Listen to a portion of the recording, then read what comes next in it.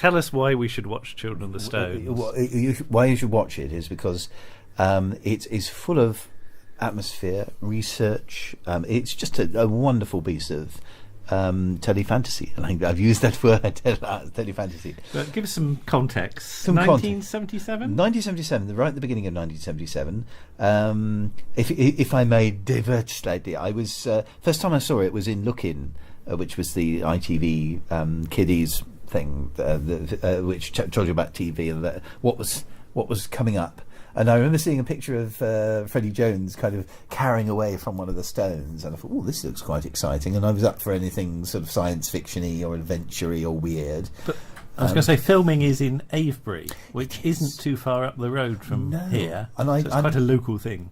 I don't know if I ever watched it with my mum, because she would have been probably working at the time, but I definitely I wasn't aware until about a couple of years later just how local Avebury was. I literally was a short spin in the car, and it's you can tell it's the summer of '76 because everything looks so bronzed and warm and everything, and it just looks like a beautiful place to film, and it is, and it hasn't changed. Because where does this fit in? This is Gareth Thomas as the sort of as one of the main actors, and it's got to be just before he filmed Blake. It was a year before Blake. Yeah. So he started filming Blake in '77. Right. So, and he would have shot this in '76. Oh, right, okay, yeah. So it's pre Blake by a year. Yeah. But no, he it was an exciting, intriguing series, and I can still. It's difficult to kind of put it into words, but I just remember coming home from school, which is literally just up the road from He's here. pointing out the window. Yes, that's right. We are now only yards away from where I went to school there. And yeah, I mean, it was the kind of, it was a very familiar kind of thing of kids running the show, and well, no, not running the show, but as part of the central thrust of the story, and the sort of intrigue that. But there was something else about it, and I have to rush to one of my central points of admiration for the show, and that's Sidney Sager's very chilling music. I mean, it chilled me then, it chills me now. I can remember at least 2 nightmares that I had regarding Children of the Stones, and it's an absolute credit to the man that both of them had his music, his sort of pagan chanting music. Because it's meant to be sort of Neolithic music, isn't it? And there's something very sort of primitive. Yes, and something very threatening, and it's used absolutely amazingly in the show, because any little bit that sometimes even a mundane thing about, like the boy in part 2 looking at the picture, and then the scene is actually sends a shiver down your spine because of his reaction and music and the whole kind of thing where the picture comes to life. I mean, it's simple things, but it's incredibly effective. Written by Jeremy Burnham and Trevor Ray, who was the script editor for Doctor Who. So he's come from, there's an awful lot of well-researched astronomics and scientific bits, and also the history. So there's been an awful lot of depth gone into in the background, which gives it enormous gravitas. And so there's something that endures very well, because it gives you a lot of information whilst at the same time presenting you with something. It's a very recognisable place. It's where you might spend a summer holiday with your friends or whatever, and the whole thing with the school SWATs and the school. It's something that you can really identify with. I don't think I actually saw it on first transmission, which is a big omission on my part. But it's one of those shows, I think, that if you were a kid watching at the time, it stuck with you, because there was a documentary on the radio recently. Yes. And it was Stuart Lee, I think, presenting it. And one of the very telling things about that was the cast were saying that they didn't realise it was going to be as good as it was when they saw it, and I think that's a credit really to the production team. But yeah, there's a lot of sort of kids telefantasy series and serials at that time, and they're all aiming pretty high, I think. They are. Yeah. I mean, the goalposts were aimed high there. I mean, and it also didn't talk down to the kids.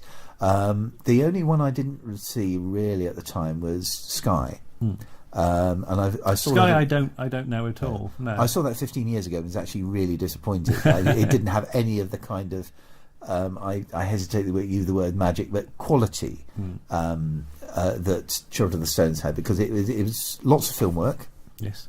Very atmospherically shot, very expertly shot, edited. It's kind of the whole, as I say again, mixed with music. It's just a beautiful blend.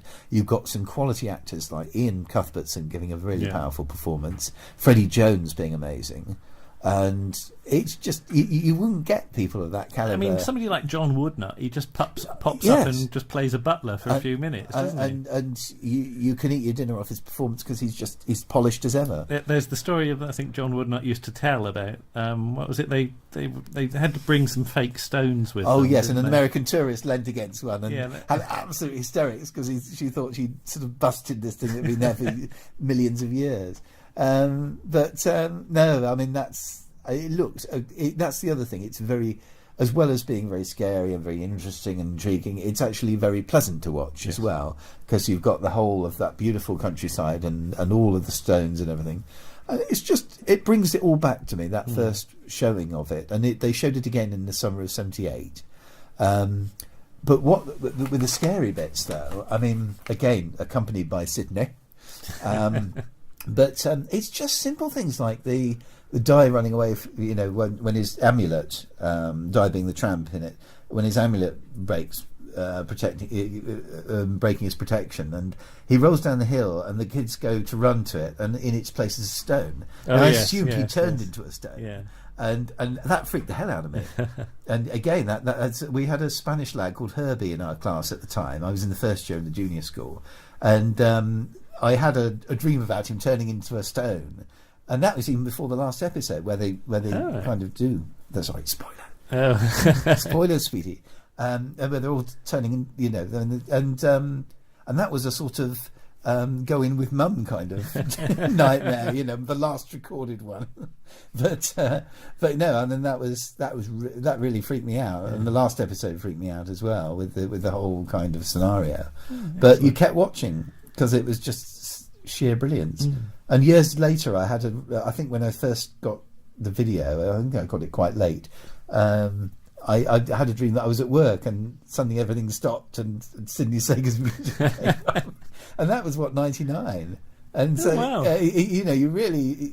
It's a great shame. It doesn't appear to be a sort of proper release of his music. Because he does this, and he does Into the Labyrinth as well. And King of the Castle. On King of the Castle. Which he really does get down on the organ, especially when the Fulton Mackay scenes, and the angles and everything. So he adds an atmosphere, and like you say, Into the Labyrinth. Yeah.